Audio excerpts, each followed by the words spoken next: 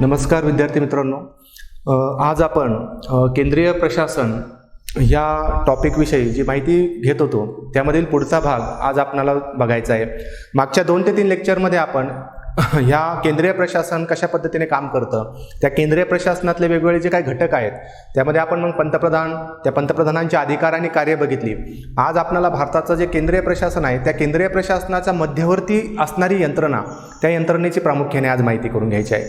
जी यंत्रणा भारताच्या राजकारणाची पण मध्यवर्ती यंत्रणा असलेली बघायला मिळते आणि जी यंत्रणा भारताच्या प्रशासकीय व्यवस्थेमध्ये सुद्धा मध्यवर्ती यंत्रणा असलेली बघायला मिळते. म्हणजे ती यंत्रणा म्हणजे कोणती किंवा ती व्यवस्था म्हणजे कोणती, तर तिला आपण पंतप्रधानांचे कार्यालय म्हणून ओळखतो. म्हणजे संपूर्ण भारताच्या राजकारणाचा पण म्हणता येईल आणि भारताच्या प्रशासकीय व्यवस्थेचा सुद्धा जो केंद्रबिंदू आपण म्हणू शकतो, तो केंद्रबिंदू म्हणजे हे पंतप्रधानांचं कार्यालय. म्हणजे आपण जे बघितलं की संसदीय शासन व्यवस्था, त्या संसदीय शासन व्यवस्थेमध्ये असलेले 2 प्रमुख, त्या प्रमुखांमध्ये जे वास्तविक प्रमुख आहे, राज्यव्यवस्थेचे प्रमुख, ते प्रमुख म्हणजे पंतप्रधान. आणि मग साहजिकच त्या पंतप्रधान त्यांच्या अधिकार आणि कार्य यांची माहिती घेत असताना आपल्याला असं जाणवलं की भारताच्या एकंदरीत राजकीय व्यवस्थेवरती, भारताच्या एकंदरीत राजकारणावरती, भारताच्या एकंदरीत धोरण निर्मितीच्या प्रक्रियेवरती सर्वाधिक महत्त्व ज्या पदाला आहे ते पद आहे पंतप्रधानांचं पद. मग साहजिकच ते पंतप्रधानांचं जे कार्यालय आहे त्याला PMO ऑफिस असं म्हटलं जातं, प्राईम मिनिस्टर ऑफिस. त्या PMO हे भारताच्या एकंदरीत संपूर्ण धोरण प्रक्रियेवरती खूप मोठ्या प्रमाणावरती प्रभाव पाडत असताना दिसून येतं. आता हे PMO म्हणजे काय, ह्या PMO ऑफिसचं नंतर पंतप्रधानांचं कार्यालय हे ते आज ज्या नावाने ओळखलं जातं ते सुरुवातीला पंतप्रधानांचे सचिवालय या नावाने ओळखलं जात होतं. म्हणजे हे बदल पण का बरं झालं, भारताचं एकंदरीत राजकारण आणि त्या राजकारणामध्ये असलेलं हे सचिवालय आणि त्या सचिवालयाचं नंतर पंतप्रधानांचे कार्यालय, अशी जी काही बदल त्याचं नावामध्ये झालं ते पण आपल्याला समजून घ्यावं लागेल. कारण एकंदरीत कोणत्या पण देशाचं व्यवस्थेचा अभ्यास करत असतो, देशाच्या राजकीय व्यवस्थेचा खूप मोठा प्रभाव त्या देशाच्या प्रशासकीय व्यवस्थेवरती पण पडत असतो. आणि मग त्याच्यातून हळूहळू काय होत असतं की ते देशाची राजकीय व्यवस्थापन आणि प्रशासकीय व्यवस्था सुद्धा एक आकार घेत असते. म्हणजे ज्या प्रत्येक व्यवस्थेमध्ये काही ना काही अशा घडामोडी घडतात आणि त्याच्यातून मग काहीतरी त्या व्यवस्थेमध्ये बदल करणं अपेक्षित असतं. त्याच पद्धतीने बदल ह्या पंतप्रधान कार्यालयाचं रूपांतर पंतप्रधान सचिवालयाचं रूपांतर पंतप्रधान कार्यालयामध्ये झालेलं बघायला मिळतं. सुरुवातीला आपल्याला माहिती आहे की भारताचे पहिले पंतप्रधान पंडित जवाहरलाल नेहरू, म्हणजे ज्यावेळेस भारताची राज्यघटना तिची अंमलबजावणी सुरू झाली 26 जानेवारी 1950 पासून, आणि मग 1952ला भारतामध्ये पहिल्या सार्वत्रिक निवडणुका झाल्या आणि त्या सार्वत्रिक निवडणुकांनंतर जे भारताचं पहिलं सरकार केंद्रीय सरकार बनलं, त्या केंद्रीय सरकारचे पहिले पंतप्रधान पंडित जवाहरलाल नेहरू. आणि त्यांच्या कालावधीमध्ये सुरुवातीला हे जे कार्यालय होतं त्या कार्यालयाचं ज्यावेळेस आपण त्याचा अभ्यास करतो, ह्या कार्यालयाचं पंतप्रधान कार्यालय, ते पंतप्रधान कार्यालय मुळात त्या पदावरती जी व्यक्ती काम करत होती त्या व्यक्तीच्या त्याच्या कामाच्या पद्धतीनुसार त्या कार्यालयाचं महत्त्व किंवा तिचं अधिकार कमी किंवा अधिक जास्त स्वरूपात असलेले आपल्याला बघायला मिळतात. आता मुळात पहिले आपले जे पंतप्रधान होते पंडित जवाहरलाल नेहरू, लोकशाही विचारावरती त्याचप्रमाणे सर्वांना बरोबर घेऊन त्या पद्धतीने राज्यकारभार करणाऱ्या सर्वसमावेशक स्वरूपाचं राजकारणावरती त्यांचा भर होता, लोकशाही मार्गावरती त्यांचा भर होता. त्यामुळे साहजिकच काय झालं की त्यांच्या कालखंडामध्ये जरी पंतप्रधानांचं सचिवालय अस्तित्वात असलं तरी त्यांनी कॅबिनेट म्हणून जे सचिवालय होतं, मंत्रिमंडळाचं म्हणून जे सचिवालय होतं आणि त्याचप्रमाणे विविध जी खाती होती मंत्रिमंडळामधली, त्या खात्यांना बरोबर घेऊन त्यांना विश्वासात घेऊन त्यावेळेचा आपला राज्यकारभार चालवण्याचा प्रयत्न केला. म्हणजे पंतप्रधान कार्यालय सचिवालयाचं महत्त्व जवाहरलाल नेहरूंच्या कालखंडामध्ये फारसं जाणवलं नाही. त्याचं कारणच तर पंतप्रधानांची जी काही भूमिका होती ती होती की सर्वसमावेशक भूमिका. आपल्या मंत्रिमंडळामधले इतर जे काही सहकारी आहेत त्या सगळ्या सहकाऱ्यांना बरोबर घेऊन त्यांनी जो राज्यकारभार करण्याचा प्रयत्न केला. त्यामुळे पहिल्या टप्प्यामध्ये पंडित जवाहरलाल नेहरू यांच्या पहिल्या कालखंडामध्ये पंतप्रधान सचिवालयाचं फारसं महत्त्व जाणवलेलं दिसून येत नाही. त्याच्यानंतर त्यांच्या मृत्यूनंतर लालबहादूर शास्त्री हे भारताचे दुसरे पंतप्रधान झाले. त्यांच्या कालखंडामध्ये थोडं कुठेतरी या पंतप्रधान सचिवालयाचं महत्त्व वाढलेलं दिसून येतं. पण खऱ्या अर्थाने भारताच्या राजकारणामध्ये या पंतप्रधान सचिवालयाचं महत्त्व जे अधोरेखित झालं ते अधोरेखित करण्याचं काम प्रामुख्याने कोणत्या कालखंडामध्ये झालेलं असं जर आपण बघितलं, आणि हे पंतप्रधान सचिवालय भारताच्या राजकारणाचा केंद्रबिंदू कधी बनलं हे ज्यावेळेस आपण त्याचा अभ्यास करतो त्यावेळेस आपल्याला असं जाणवतं की आपल्या भारताच्या ज्या पहिल्या महिला पंतप्रधान होत्या इंदिरा गांधी, त्यांच्या कालखंडामध्ये भारताचं एकंदरीत राजकारण ह्या पंतप्रधान सचिवालय भोवती फिरताना दिसून येतं. एकंदरीत म्हणजे जे सचिव सचिवालय, त्या सचिवालयाचं कार्यालयामध्ये जे रूपांतर झालं त्याला पण जर आपण पुढे विचार केला तर प्रामुख्याने असं दिसून येतं की माननीय पंतप्रधान इंदिरा गांधी, स्वर्गीय पंतप्रधान इंदिरा गांधी त्यांच्या कालखंडामध्ये त्यांनी जे काय ह्या सचिवालयाचं जे भारताच्या राजकारणाचं त्या ठिकाणी केंद्रीकरण घडून आणलं आणि भारताच्या राज्यव्यवस्थेला एक समांतर व्यवस्था चालवण्याचं काम या पंतप्रधानांच्या सचिवालयामधून व्हायला लागलं, त्यावेळेस कुठेतरी एक हुकुमशाही व्यवस्थेची सरकारची एक जाणीव त्यावेळेस त्या कार्यालयाच्या विषयी व्हायला लागली. एकंदरीत खूप अधिकार त्या कार्यालयाकडे एकवटल्यामुळे कॅबिनेट जी मंत्रिमंडळाची जी परिषद होती तिचे अधिकार कुठेतरी कमी झालेले बघायला मिळाले. त्याचप्रमाणे मंत्रिमंडळाची जी व्यवस्था होती ते मंत्रिमंडळ सुद्धा कुठेतरी नामधारी स्वरूपाचं असलेलं बघायला मिळालं आणि त्यामुळे नंतरच्या कालखंडामध्ये म्हणजे आपण इंदिरा गांधीचे 25 जून 1975ला त्यांनी आणीबाणी घोषित केली. त्या आणीबाणीच्या काळात सुद्धा जी आणीबाणीची अंमलबजावणी झाली, ज्या 20 कलमी योजना त्यांनी राबवल्या त्या आणीबाणीच्या कालखंडामध्ये, त्या योजनेचं मूळ सुद्धा आपल्याला कुठेतरी ह्या पंतप्रधान कार्यालयात दिसून येतं. म्हणजे एकंदरीत भारताच्या एकंदरीत राजकीय प्रक्रियेवरती सगळ्यात जास्त पंतप्रधान कार्यालय जर कधी महत्त्व त्याला प्राप्त झालेलं आपल्याला जर आपण त्याचा अभ्यास केला तर आपल्याला असं जाणवतं की प्रामुख्याने इंदिरा गांधी पंतप्रधान असताना हे जे पंतप्रधानांचं सचिवालय होतं ते खूप केंद्रस्थानी असलेलं आपल्याला बघायला मिळतं. म्हणजे मंत्रिमंडळातले असलेले काही विशेष अधिकार त्या कालखंडामध्ये ते कमी करून ते ह्या पंतप्रधानांच्या सचिवालयाला प्राप्त झालेले बघायला मिळतात. म्हणजे पंतप्रधान आणि त्या पंतप्रधानांच्या हाताखाली जे काही कार्यालयामधले जे काही सदस्य त्यांच्याकडे एकंदरीत भारताच्या एकंदरीत धोरण निर्मिती प्रक्रियेवरचा प्रभाव जो वाढायला सुरुवात झाली ती प्रामुख्याने इंदिरा गांधींच्या कालखंडामध्ये झालेली आपल्याला बघायला मिळते. मग त्याचाच परिणाम ज्यावेळेस 25 जून 1975ला त्यांनी आणीबाणी घोषित केली, त्या आणीबाणीचा एक नकारात्मक परिणाम भारताच्या एकंदरीत समाजव्यवस्थेमध्ये निर्माण झाला, व्यवस्थेमध्ये उमटला आणि जनतेने त्याचं उत्तर म्हणून 1977मध्ये मोरारजी देसाई यांच्या नेतृत्वाखालील जे जनता सरकार आहे त्याला निवडून दिलं आणि इंदिरा गांधी सुद्धा त्या निवडणुकीमध्ये पराभूत झाल्या. त्यावेळेस सर्वप्रथम मोरारजी देसाई सरकारने सगळ्यात प्रथम काम जर काय केलं असेल तर त्या पंतप्रधान सचिवालयाचे अधिकार कमी केले 1977मध्ये आणि त्यानंतर पंतप्रधान सचिवालयाची त्याचं नाव बदलून त्याचं नाव पंतप्रधानांचे कार्यालय असं केलं. म्हणजे मुळात लोकशाही शासन व्यवस्था, या लोकशाही शासन व्यवस्थेमध्ये लोकांच्या प्रतिनिधींनी सरकारच्या कामामध्ये सहभागी व्हावं, लोकांच्या इच्छाकांक्षांचं ते प्रतिनिधित्व करत असतात आणि मग त्यामुळे लोकांच्या इच्छाकांक्षानुसार त्या सरकारने काम केलं पाहिजे, लोकांच्या प्रतिनिधींनी काम केलं पाहिजे. तर ह्या पंतप्रधान कार्यालयाचे काम वाढल्यामुळे याचं जी इंदिरा गांधींच्या कालावधीमध्ये याचं जे अधिक सक्रिय झालं होतं त्यामुळे काय झालं होतं की ह्या भूमिकेला कुठेतरी छेद दिल्या गेल्यासारखं वाटत होतं आणि मग त्यामुळे त्यामधले दोष दूर करण्यासाठी मोरारजी देसाई सरकारमध्ये ह्या पंतप्रधान सचिवालयाचं नाव बदलून पंतप्रधान कार्यालय असं केलं गेलं आणि त्याच्यामध्ये त्याचे बरेच अधिकारांमध्ये कपात करण्यात आली. पण नंतरच्या काळामध्ये परत काय झालं की 1978ला ते सरकार कोसळलं, त्याच्यानंतर 1980ला परत निवडणुका झाल्या, इंदिरा गांधी पुन्हा पंतप्रधान बनल्या आणि परत त्यांनी त्या पंतप्रधान कार्यालयाला भारताच्या एकंदरीत राजकीय प्रक्रियेमध्ये मध्यवर्ती आणलेलं बघायला मिळतं. जरी आपण ह्या पंतप्रधान कार्यालयाचा एकंदरीत अभ्यास करतो, एकंदरीत विचार करतो, म्हणजे आजही पण आपण जर बघत असलो की भारताचं एकंदरीत राजकारण आणि त्या राजकारणावरती असलेली मध्यवर्ती जी छाप आहे ती ह्या पंतप्रधान या पदाभोवती असलेली बघायला मिळते. मग ह्या पंतप्रधान पदावरती जी व्यक्ती कार्यरत असते त्या व्यक्तीला मग वेगवेगळ्या खात्या देशातले एकंदरीत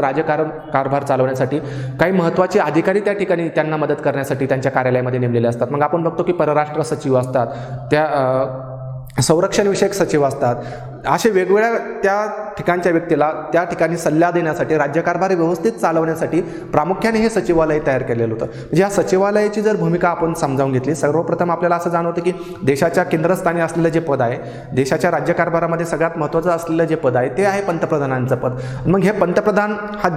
जगामध्ये भारताचं एकंदरीत प्रतिनिधित्व करण्याचं, राजकीय प्रतिनिधित्व करण्याचं काम ती व्यक्ती करत असते. मग अशा व्यक्तीकडून राज्यकारभार करत असताना, परराष्ट्र धोरण ठरवत असताना, दुसऱ्या देशांशी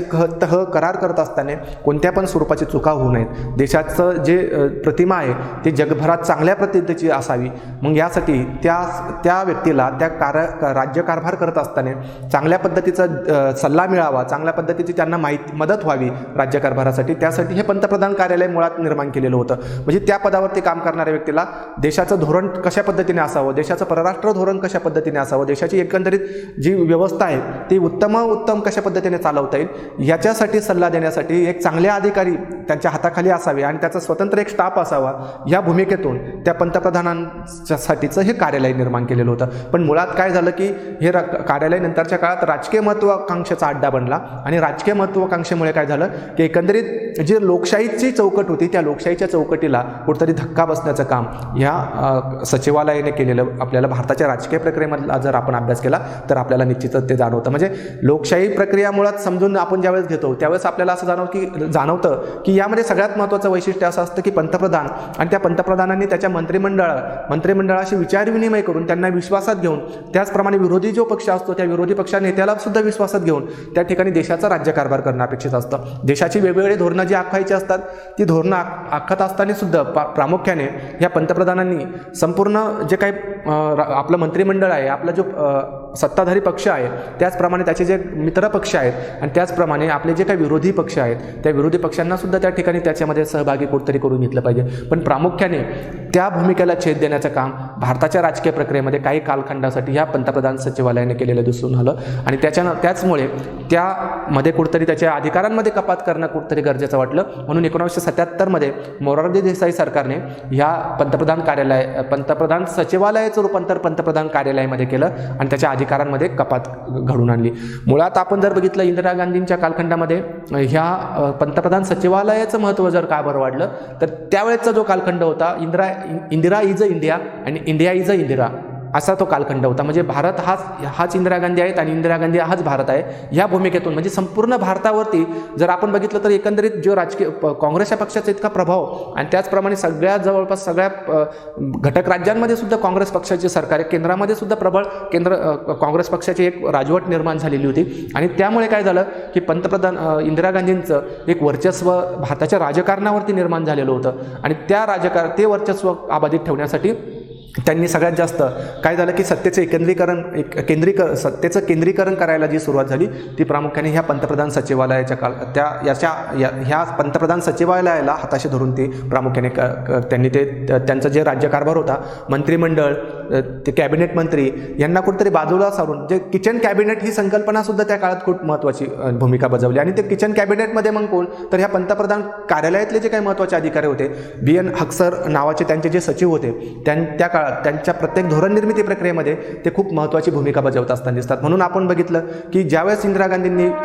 25 जून 1975ला आणीबाणीची घोषणा केली, त्या आणीबाणीच्या घोषणेमध्ये आपल्याला असं जाणवतं की देशाच्या नियोजन मंडळाने जे काही देशाच्या नियोजनासाठी पॉलिसीज किंवा जी धोरणं ठरवली होती ती कुठेतरी बाजूला केली गेली आणि ह्या पंतप्रधान कार्यालयाने जे काही 20 कलमी कार्यक्रम त्या ठिकाणी आखला तो देशाच्या नियोजनासाठी पुढे आणला गेला. म्हणजे एकंदरीत काय झालं होतं की आपल्या जी लोकशाही व्यवस्था, त्या लोकशाही व्यवस्थेचं जे काही त्या तत्वाला कुठेतरी बाधा आणण्याचं काम प्रामुख्याने म्हणजे ह्या कार्यालयाचे अधिकार, त्याची स्थापना, त्याचा मूळ उद्देश हा मुळात देशाचं जे काय पंतप्रधान हे पद आहे त्या पंतप्रधान पदाने चांगलं काम करावं, सर्वांना समावेशक स्वरूपाचे सगळ्यांना बरोबर घेऊन काम करावं ह्या उद्देशाने प्रामुख्याने हे कार्यालय निर्माण केलेलं होतं. पण नंतरच्या काळात काय झालं की ह्या कार्यालयाचं रूपांतर राजकीय अड्ड्यामध्ये झालेलं बघायला मिळालं, आपली महत्त्वाकांक्षा पूर्ण करण्यासाठी झालेलं बघायला मिळालं आणि मग त्याच्यामुळे काय झालं की नंतरच्या कालखंडामध्ये 1977ला ज्यावेळेस सत्तांतर झालं त्यामध्ये ह्या कार्यालयाचं नाव बदलून पंतप्रधानांचं सचिवालय असं जे नाव होतं ते बदलून पंतप्रधानांचे कार्यालय असं केलं गेलं. आता मुळात आपल्याला मुद्दा असा लक्षात घ्यावा लागतो, या ठिकाणी प्रश्न मग आपल्या मनामध्ये असा निर्माण होतो की मग एवढे सगळे पंतप्रधान आत्तापर्यंत झाले, मग त्या सगळ्या पंतप्रधानांच्या कालखंडामध्ये जे इंदिरा गांधींच्या कालखंडामध्ये घडलं ते नंतरच्या कालखंडामध्ये का बरं घडलं नाही किंवा आधीच्या कालखंडामध्ये का बरं घडलं नाही. तर सर्वप्रथम आपण बघितलं की पंडित जवाहरलाल नेहरू हे भारताचे जे पहिले पंतप्रधान होते ते लोकशाही मार्गावरती खूप विश्वास असलेले होते. देशाच्या एकंदरीत भारताच्या वाटचालीविषयी त्यांना म्हणजे देशाची जी आदर्श पद्धतीचे स्वप्न त्यांनी जे बघितलेली होती ती पुढे नेण्यासाठी त्यांना माहीत होतं की सर्वसमावेशक पद्धतीनेच आपल्याला या देशाचे एक पायाभरणी आपल्याला करावं लागणार आहे. त्यामुळे त्यांनी काय केलं की त्या ठिकाणी पंतप्रधान सचिवालयाला कुठेतरी दुय्यम स्थान दिलं आणि सर्वसमावेशक अशी भूमिका घेऊन कॅबिनेट जे काही परिषद होती त्या कॅबिनेटला बरोबर घेऊन, त्याचप्रमाणे विविध मंत्रिमंडळातली विविध खाती होती त्यांना बरोबर घेऊन देशाच्या धोरण प्रक्रियेमध्ये त्या ठिकाणी त्यांनी काम केलं. त्यानंतर लालबहादूर शास्त्री यांच्या कालखंडामध्ये काही प्रमाणात या सचिवालयाचं महत्त्व वाढलं, पण देशाच्या एकंदरीत राजकारणामध्ये त्या सचिवालयाचं त्या ठिकाणी केंद्रीकरण झालं नाही. पण मुळात इंदिरा गांधींच्या कालखंडामध्ये त्या सचिवालयाचं खूप मोठ्या प्रमाणावरती त्या ठिकाणी वर्चस्व निर्माण झालेलं बघायला मिळतं. आणि आजच्या परिस्थितीमध्ये सुद्धा जसं इंदिरा गांधींच्या कालखंडामध्ये ह्या पंतप्रधान कार्यालयाचं महत्त्व वाढलेलं होतं, तसंच आज आपण जे तत्कालीन सरकार, आजचं जे सरकार बघतो पंतप्रधान नरेंद्र मोदी यांच्या नेतृत्वाखालील सरकार, त्या सरकारमध्ये सुद्धा ह्या पंतप्रधान कार्यालयाचं महत्त्व खूप मोठ्या प्रमाणात अधोरेखित झालेलं बघायला मिळतं. म्हणजे बऱ्याच वेळेस आपण असं बघतो की म्हणजे मध्यंतरी ह्या सरकारने आपल्याला सगळ्यांना माहिती आहे की नोटाबंदी केली, त्यानंतर सर्जिकल स्ट्राईक सारख्या काही त्या सैनिकी कारवाई केल्या, पण नंतरच्या न्यूजपेपरमध्ये असं दिसून आलं की त्या संबंधित खात्याच्या मंत्र्यांना जे काही निर्णय घेतले गेले त्या निर्णयाविषयी काही माहितीच नव्हती. म्हणजे मुळात ते निर्णय घेण्याचं काम कोणी केलं तर ते पंतप्रधान कार्यालय, पंतप्रधान आणि त्यांचे जे काही जे सल्लागार होते त्या सल्लागारांनीच त्या ठिकाणी ते धोरणं आखून ते राबवली. म्हणजे मुळात काय होतं की ह्या कार्यालयाने भारताच्या एकंदरीत प्रक्रियेमध्ये म्हणजे प्रशासनावरती लक्ष नियंत्रण ठेवण्यासाठीची जरी त्याची भूमिका असली तरी ह्या कार्यालयाचे जर अधिकार वाढले तर भारताची लोकशाही म्हणून जी काही प्रातिनिधिक लोकशाहीची जी संकल्पना आहे ती कुठेतरी अध्यक्षीय लोकशाहीकडे जाताना बघायला मिळते. म्हणून पंतप्रधान कार्यालय हे पंतप्रधान आणि नंतरच्या म्हणजे मध्यंतरी आपण जर बघितलं तर 1990 नंतरचं भारताचं राजकारण जर प्रामुख्याने बघितलं तर ते आघाडी सरकारचा कार्यकाल सुरुवात झालेले बघायला मिळतं. आघाडी सरकार सत्तेवरती आलेले बघायला मिळतात आणि मग ते आघाड्यांचे सरकारी सत्तेवर आल्यामुळे साहजिकच पंतप्रधानांना सगळे मित्रपक्ष त्यांच्याशी समन्वय साधून राज्यकारभार करणं, त्याच्यामुळे साहजिकच पंतप्रधान या पदाचं पण या आघाडी सरकारच्या काळात काय होतं की अधिकार कुठेतरी कमी होताना आपल्याला बघायला मिळतात. आणि मग त्यामुळे साहजिकच 1990 नंतर पुढच्या काळात या पंतप्रधान कार्यालयाचं खूप महत्त्व भारताच्या राजकारणामध्ये दिसून आलं नाही. पण आत्ताचं जे सरकार काम करतंय त्या सरकारला सुद्धा बहुमत प्राप्त झालेलं सरकार असल्यामुळे परत ह्या पंतप्रधान कार्यालयाचं महत्त्व कुठेतरी अधोरेखित होतं असताना दिसतं. कुठेतरी प्रातिनिधिक लोकशाहीऐवजी भारताचा एकंदरीत राज्यकारभाराचा केंद्रबिंदू पुन्हा हे पंतप्रधान कार्यालय झालेलं बघायला मिळतं. म्हणजे एकंदरीत केंद्रीय प्रशासनाच्या अंमलबजावणीसाठी ज्या काही वेगवेगळ्या व्यवस्था निर्माण केलेल्या होत्या राज्यघटनेने त्या व्यवस्थांचा अभ्यास करत असताना हे पंतप्रधान कार्यालयाची आपण माहिती करून घेणं आणि त्याची त्याचा उद्देश होता, सगळ्यात महत्त्वाचा उद्देश हाच की पंतप्रधान नावाचं जे पद आहे, जे व्हाईसरॉय या पदाऐवजी स्वातंत्र्यानंतर पंतप्रधान हे पद निर्माण केलं गेलं, त्या पंतप्रधान पदाला ज्या असलेली त्याच्या भोवती असलेलं वलय, त्याच्यावरती असलेल्या महत्त्वाच्या जबाबदाऱ्या आणि मग त्या जबाबदाऱ्या त्यांनी व्यवस्थित पद्धतीने पार पाडाव्या यासाठी त्याचं एक स्वतंत्र कार्यालय असावं, त्यासाठी तज्ज्ञ अधिकारी त्याच्या मदतीला असावी, ह्या भूमिकेतून प्रामुख्याने हे पद निर्माण केलेलं होतं. पण एकंदरीत भारताच्या एकंदरीत राजकीय प्रक्रियेमध्ये जर आपण बघितलं, विकास प्रक्रियेमध्ये बघितलं तर ह्या कार्यालयाने काही वेळेस खूप म्हणजे सक्रिय भूमिका त्या ठिकाणी भारतीय राजकारणामध्ये बजावलेली दिसून येते. आता हे झालं पंतप्रधानांचं कार्यालय. त्या पंतप्रधान कार्यालयाला प्रामुख्याने कोणती कामे करावी लागतात, म्हणजे हे पंतप्रधान कार्यालय निर्माण करण्यामागची भूमिका काय होती. घटना समितीमध्ये ज्यावेळेस हे पंतप्रधान कार्यालय निर्माण केलं तर त्यावेळेस त्याच्यामागची जी भूमिका होती त्याला कोणती कार्य करणं अपेक्षित होतं, तर त्यामध्ये प्रामुख्याने आपण जर ते कार्य बघितली तर प्रामुख्याने कार्यकारी विषयक कामे, म्हणजे पंतप्रधान म्हणून ज्यावेळेस पंतप्रधान काम करत असतात त्यांना कार्यकारी विषय म्हणजे देशाची धोरणं, देशाच्या योजना, नियोजन या सगळ्या गोष्टी करत असताना त्यांना त्या ठिकाणी चांगल्या पद्धतीचं सहकार्य व्हावं, त्यांना त्या ठिकाणी देशाचं एकंदरीत धोरण आखत असताना त्या ठिकाणी ते धोरण उच्च प्रतीचं निर्माण व्हावं, चांगलेच कायदे तयार व्हावे यासाठी त्यांना सल्ला देण्यासाठीचं प्रामुख्याने काम, जबाबदारी जर कोणावरती सोपवलेली होती, कार्य कोणावरती सोपवलेलं होतं तर ते पंतप्रधान कार्यालयातले त्या जे काही सचिव किंवा जो काही स्टाफ होता त्याच त्यांच्यावरती सोपवलेली होती. दोन नंबरचं जर कार्य आपण या ठिकाणी बघितलं तर नियोजन विषयक काम. आता आपल्याला सगळ्यांना माहिती आहे की देशाचं नियोजन आयोग त्याचं रूपांतर आता नीती आयोगामध्ये झालेलं आहे. म्हणजे देशाचं पंचवार्षिक जे नियोजन आहे त्या नियोजनाच्या ते नियोजन तयार करणं, त्या नियोजनाच्या अनुषंगाने देशाचा विकास घडवून आणणं, त्यासाठी वेगवेगळ्या धोरणं योजना राबवणं, यासाठी पंतप्रधानांना सहाय्य करणं हे प्रामुख्याने दुसरी जबाबदारी ह्या पंतप्रधान कार्यालयावरती सोपवलेली होती. त्याच्यानंतर तिसरं म्हणजे इतर कार्य म्हणजे काय तर पंतप्रधान हे देशाचे नेते असतात, मग त्या ठिकाणी जनता आणि पंतप्रधान किंवा सरकार यांच्यामध्ये समन्वय साधण्याची जबाबदारी प्रामुख्याने जनतेला पंतप्रधानांचे म्हणणं जनतेपर्यंत नेण्याचं आणि जनतेचं म्हणणं पंतप्रधानपर्यंत आणण्याचं जे काम, मेडिएटरचं जे काम, मध्यस्थीचं जे काम होतं ते या ठिकाणी ह्या पंतप्रधान कार्यालयावरती होतं. त्याचप्रमाणे प्रसारमाध्यम हा जो लोकशाहीचा चौथा स्तंभ असतो त्या चौथ्या स्तंभाला कुठेतरी म्हणजे त्या ठिकाणी सरकारच्या कामकाजाची माहिती त्यांना पुरवणं आणि त्याद्वारे जनतेपर्यंत सरकारचं काम कसं चांगल्या पद्धतीने होतं ते महत्त्वाचं काम, एक जबाबदारी ह्या पंतप्रधान कार्यालयावरती सोपवलेली होती. म्हणजे अशा पद्धतीने एकंदरीत आपण केंद्रीय प्रशासन आणि त्या केंद्रीय प्रशासनाची एकंदरीत रचना ज्यावेळेस बघतो त्यामध्ये ज्या वेगवेगळ्या संस्था म्हणजे भारताच्या राज्यघटनेच्या निर्मिती करताना मुळात एक आदर्श राज्यव्यवस्था निर्माण व्हावी या उद्देशाने त्यांनी ह्या वेगवेगळ्या व्यवस्था निर्माण केल्या, पण मुळात त्या राबवत असताना त्यांनी जे काही धोरणं, त्यांनी जे त्या संदर्भातली जे काही स्वप्न बघितलेली होती ती मुळात त्या यंत्रणांनी पूर्ण केली की नाही याचा अभ्यास ज्यावेळेस आपण करतो त्यावेळेस आपल्याला त्याच्यातले दोष आपल्याला समोर येत असतात. म्हणजे पंतप्रधान कार्यालयाचा अभ्यास आपण आता ह्या ठिकाणी जो आपण विचार केला की पंतप्रधान कार्यालय एकंदरीत भारताचा जी प्रशासकीय व्यवस्था आहे आणि त्या प्रशासनावरती नियंत्रण ठेवण्यासाठी पंतप्रधानांचा जो काही स्टाफ असतो त्या पंतप्रधानांचा स्टाफ किंवा ते पंतप्रधानांचे सल्लागार ते एकंदरीत भारताच्या एक राजकीय प्रक्रियेवरती कसा प्रभाव पडतात, त्या ठिकाणी कसं समांतर व्यवस्था निर्माण करण्याचा प्रयत्न करतात आणि त्याच्यातून मुळात काय होतं की मग भारताचं एकंदरीत जी लोकशाही व्यवस्था आहे त्या व्यवस्थेला कुठेतरी छेद देण्याचं काम कुठेतरी ह्या प्रक्रियेमुळे होतं की काय. मुळात त्याचा हेतू असा होता की फक्त पंतप्रधान हे जे काही पद आहे भारताचं त्या पदाला जे काही वलय निर्माण झालेलं आहे, देशाची प्रतिमा त्या पदावरती ठरत असते, त्या ठिकाणी त्या व्यक्तीने चांगला उत्तमोत्तम कारभार करावा, चांगल्या पद्धतीचे धोरणं आखावीत, देशाचा विदेशाशी जे तह करार जे आपण करतो ते चांगल्या प्रतीचे असावे, देशाच्या विकासाला हितकारक असे असावे आणि त्यासाठी त्यांना चांगल्या पद्धतीचं सहकार्य व्हावं याच उद्देशाने प्रामुख्याने हे पद निर्माण केलेलं होतं. त्याचप्रमाणे देशाचा एकंदरीत कारभार आहे त्या कारभारामध्ये समन्वय ठेवावा. आपण जे बघतो की देशाचा एकंदरीत आपली रचना जर बघितली तर वेगवेगळ्या प्रांतामध्ये वेगवेगळे घटक राज्य आपले निर्माण झालेले आहे. प्रत्येकाच्या इच्छा आकांक्षा प्रत्येक घटक राज्याचं वातावरण वेगळं आहे, सामाजिक वातावरण वेगळं आहे, राजकीय वातावरण वेगळं आहे, धार्मिक वातावरण वेगळं आहे, सांस्कृतिक त्या ठिकाणच्या रूढी प्रथा परंपरा वेगळ्या आहेत. या सगळ्यांमध्ये समन्वय ठेवण्यासाठी त्यांना सहकार्य व्हावं यासाठी ह्या पंतप्रधान कार्यालयाची निर्मिती प्रामुख्याने त्या आपल्या भारतीय राज्यघटनेने केलेली होती. आणि एकंदरीत भारताचं प्रशासन आणि त्या प्रशासनाच्या मध्यवर्ती हे पंतप्रधान कार्यालय, त्या ठिकाणी पंतप्रधानांनी संपूर्ण जे काही प्रशासकीय व्यवस्था आहे त्याच्यावरती कुठेतरी त्याच्यामध्ये समन्वय ठेवण्यासाठी, त्याच्यावरती वर्चस्व गाजवण्यासाठी नव्हे तर समन्वय ठेवण्यासाठी प्रामुख्याने ह्या पंतप्रधान कार्यालयाची निर्मिती केलेली होती. पण अशा पद्धतीने आपण एकंदरीत भारताच्या ह्या राजकीय व्यवस्था आणि राजकीय प्रक्रियेचा जर अभ्यास केला, आत्तापर्यंत 70-72 वर्ष भारताच्या राजकीय व्यवस्थेचा अभ्यास केल्यानंतर साहजिकच आपल्याला भारताच्या राज्यघटनेने निर्माण केलेल्या ह्या व्यवस्था आणि त्या व्यवस्थांची होत असलेली अंमलबजावणी याचा एकंदरीतच अभ्यास केल्यानंतर ह्या गोष्टी जाणवतात की कोणत्या कालखंडामध्ये पंतप्रधान कार्यालयाने कशा पद्धतीने काम केलं, कोणत्या पद्धतीने कोणत्या राजवटीमध्ये योग्य पद्धतीने काम झालं, कोणत्या राजवटीमध्ये त्याचा अधिकारांचा गैरवापर झाला किंवा ते अधिक सक्रिय झालं आणि त्याच्या मागची कारणं पण काय. तर या सगळ्यांचा सूक्ष्मपणे अभ्यास केल्यानंतर आपल्याला आपोआपच ह्या पंतप्रधान कार्यालय त्याची असलेली भूमिका आणि त्याचे